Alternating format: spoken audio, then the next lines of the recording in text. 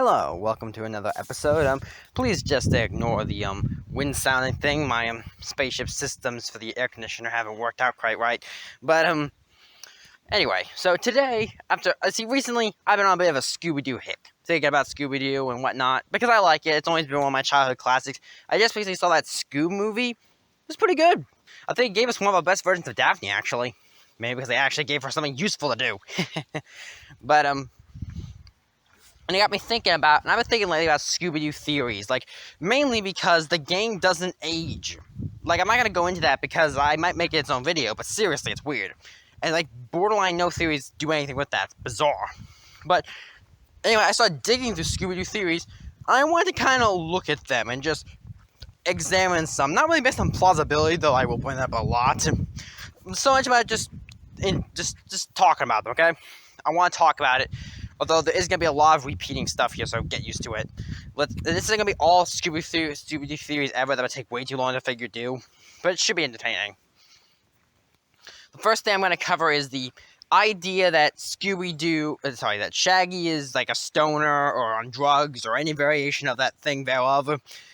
It's just dumb.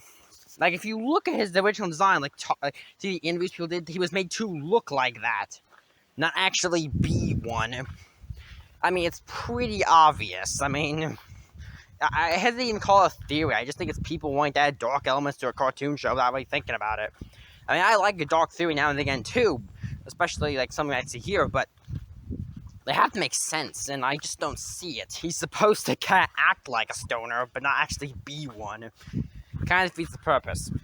I mean, it's not a big deal because most theories don't really hinge on it. It's just a minor detail he slapped on other theories, oh, insert this and this. Oh, and Shaggy's also on drugs. It's I swear, half the theories on the entire internet about Scooby-Doo are about Scooby or Shaggy taking drugs. It's bizarre. Okay, next one.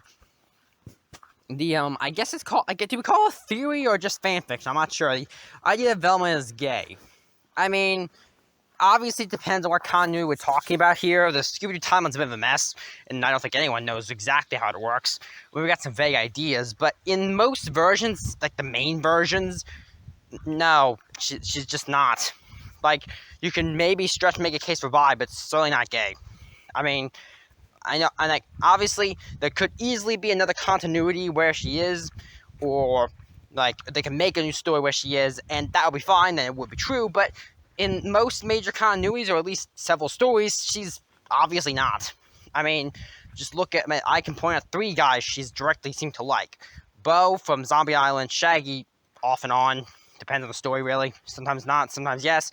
Oh, and Johnny Bravo. I bet you think you remember that, eh? That was a thing. I'm sorry, but there's no cover in the world that'll use Johnny Bravo to hide that. The only way any girl in 1,000 miles would ever choose to actively want to try to date Johnny Bravo is because they actually like him for some reason. But that's beyond the point. Once again, a new continuity could come along and have her be, but in the major continuities, or at least most stories that are major, there's just isn't evidence for it, and it doesn't make sense. It would require some retconning. Once again, different continuity could change that, but in the major ones, not really. And yes, I know that one of the producers of Missing Incorporated said she was, but that doesn't make sense in their own show. I mean, Shaggy. I mean, I thought the plotline was kind of stupid, but still. That would still make her bi. But whatever. Next one that's a little bit more interesting is the idea I see a fair bit is that Scooby-Doo is a Russian experiment that, was a Russian experiment into intelligent dogs during the Cold War so they could, get into space. This one, I don't think is true, but I actually think it's kind of interesting. There are a few different versions of this going on, but my personal favorite is that he was a dog sent into space as a puppy, got into space, got blasted by those, space cosmic rays, as you do, and then when he crashed in America, eventually found his way to Shaggy, and, well, that's why he can talk and do other things, because he's exposed to space radiation. I mean, it's not a bad idea. I think it would be kind of entertaining for some universes, but, there's no real proof for it, and it doesn't really change the character. The only interesting bit is that some people try to say, oh, that's why it's called Where Are You, Scooby-Doo, is because the Soviets are still looking for him. It's more or less just this would be that kind of thing to be a one-episode gag, gag for one episode, and then forgotten about for the rest of the series. Although, in at least the Mr. Incorporated timeline, we actually do know why Scooby-Doo can talk. It's aliens. I'm not going to explain how, just watch the show. It's legitimately aliens. Next theory up. This one I actually think has some merit to it. Well, not so much merit, but I think it works kind of well. The idea that Scooby-Doo, at least the original story or so, or at least some of the stories, but usually at least the original cartoon, takes place in some kind of economic depression. Like, the economy is not doing very well, and that's why you see a bunch of people turning to petty crime. So, like, inventors, scientists, and all these people, actors, who would have, who would normally be making good money and have plenty of work. But yet they don't. They're turning to petty crime, and why there's so much abandoned buildings and amusement parks, stuff like that, because the economy is not doing very good. Some people also tie this into the idea this is why why the gang is traveling. They're trying to find a place to find work. I don't like that part of the theory, as I think there'd be way more efficient ways to make money, especially when you have Velma on your side. But I do think it's not a bad idea. I don't think it's true, kind of like the Soviet Scooby theory, but I think it's at least interesting, if nothing else. And here we get to another bad one, or at least boring one. The obligatory they're all in purgatory theory. Or hell, I swear, it's like none of these theories about the characters all being in hell or purgatory seem to understand the difference. I mean, I'm not even Catholic, and I know the difference. There's like a big difference, mate. They aren't the same. They serve nothing. They're not remotely the same thing. You can't mix them around. But anyway, according to this theory, the Scooby-Doo gang is in hell or purgatory or whatever. Whichever one they want to go with. It's usually called purgatory, but it acts more like hell, kind of. I don't know. Basically, the gang was here for one random sin, or just because. Never explained. And Scooby-Doo is a demon who watches over them and keeps them. Honestly, I don't get the Scooby-Doo demon part. I really don't. This theory just doesn't make sense. It doesn't make sense thematically. It doesn't make sense. And it just doesn't add up. There's no real evidence for it. I think there's worse evidence than this for the for Shaggy's on drugs or almost gay. This just doesn't make sense on any level. It just doesn't make sense. Okay. Also, it's like the only theory that tries to explain why the gang doesn't age. For crying out loud, this is a knowledge in universe. Someone look into that. But regardless, next theory. This was my personal favorite, actually. I actually love this theory.